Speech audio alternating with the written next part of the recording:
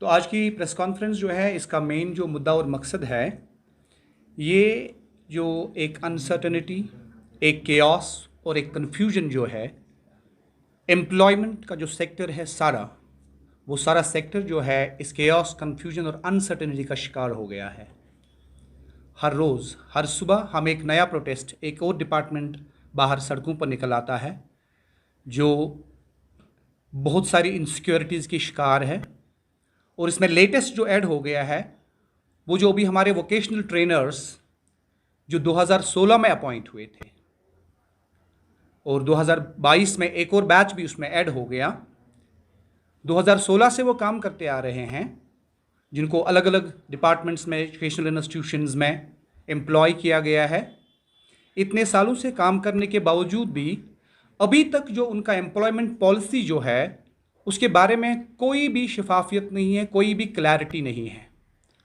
वो सारे हमारे पढ़े लिखे लोग तजज़ुब और गैर यकीनी सूरत हाल का शिकार हो गए हैं। आज पिछले दिनों से वो प्रोटेस्ट पर बैठे हुए हैं प्रेस कॉलोनी में। पहले ही FAA वाले प्रोटेस्ट पे है, उससे पहले सब इंस्पेक्टर पोस्ट जो है उसके सारे जो मसाइल है। गर्ज हर एक शोबे में जितने भी लोग हैं सारे अनसर्टनिटी के शिकार हैं, सारे एक गैर यकीनी सूरत हाल के शिकार है। सब लोग यही कह रहे हैं कि हमारे बारे में कोई क्लियर पॉलिसी नहीं है।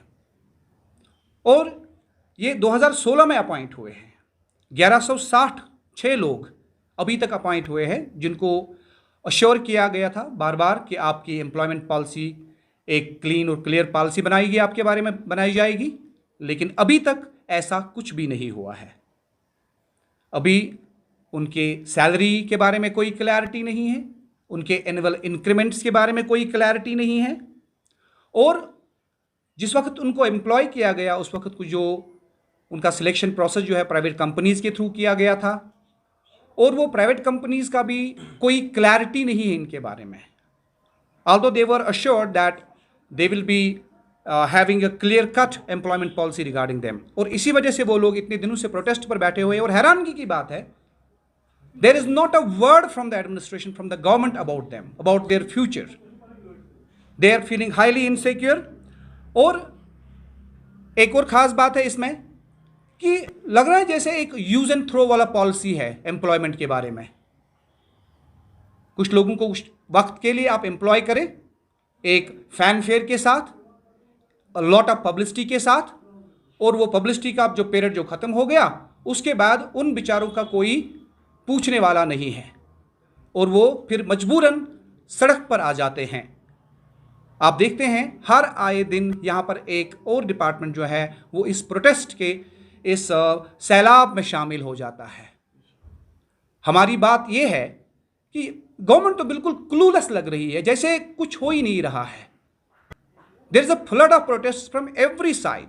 हर एक जगह लोग जो है वो बिल्कुल परेशान हैं, उनको कोई भरोसा नहीं है, कोई उम्मीद नहीं है कि वो जो कर रहे हैं क्या इससे उनका फ्यूचर सिक्योर है, क्या जिन डिपार्टमेंट्स के लिए वो काम कर रहे हैं वो डिपार्टमेंट्स भी खुद भी क्लूलेस है कि ये लोग कौन है, ये लोग क्यों है, इनका क्या है, आगे का फ्यूचर का प्लान क्या है। Nobody knows. ये बोलने आए हैं that the government must come clean on these issues. They should be very clear about them. They are not disposable things, they are human beings. They have a dignity and we must care for their dignity। The government should come up with a clear plan about their job, about their future। They should shun this, this use and throw approach regarding the educated people who invest their life in getting some particular specific, professional trainings, and then they are employed without any kind of assurance, without any kind of promise। Condemn this careless and casual attitude of the government regarding the educated youth of Jammu and Kashmir, changing the mood, and I don't think that this is an occasion to talk about that। What I understand is that, see, I have always said, maintained that there are some basic issues, whether there is Article 370 or there is not an Article 370, whether there is peace or whether there is war। There are some basic things, there are some basic necessities that should be there always, and today we are talking about these things Here is an issue of a people, a group of people, a genuine people, educated people who are struggling for their basic survival.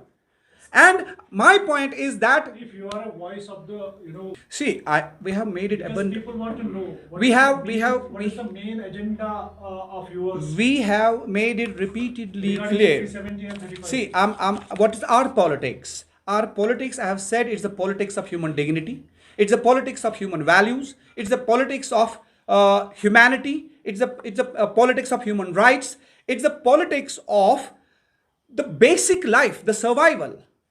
Because, see, I repeat again, whether there is peace or there is war, you need to drink water. Sir, actually, No, I'm not. question. To be honest enough, we understand that the government of the day at the center that did mislead the nation that Article 370 is a big hurdle in the development of Jammu and Kashmir. But now that they are in the control of the things, they haven't been able to move a scrap. There has been no development actually on the ground. It's a fact. Nobody can deny it. Everybody was given to understand that, oh, Article 370 is the biggest hurdle in the development of Jammu and Kashmir. And once we remove it, they will be dropping all sorts of luxuries and all sorts of amenities and facilities to the Kashmir. But the fact is, there is nothing of the kind.